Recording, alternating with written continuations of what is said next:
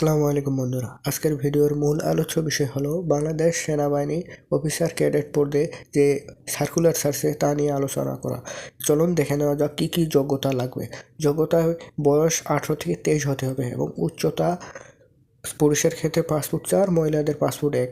ওজন এবং বুকের মাপটা একটু দেখে নেব। শিক্ষাগত যোগ্যতার ক্ষেত্রে মাধ্যমিক ও উচ্চ মাধ্যমিক যে কোনোটিতে জিপিএ 5, একটিতে জিপিএ 4.50 পেতে লাগবে এবং ইংরেজি মাধ্যমটাও একটু দেখে নেব। তারপরে অথবা যে নির্দেশনাগুলো দেওয়া আছে তাগুলো ভালো করে চোখ বুলিয়ে নেব এবং বিবাহী অবস্থা অবিবাহিত হবে এবং যে যে কারণে অযোগ্য হবে তাগুলো একটু দেখে নেব।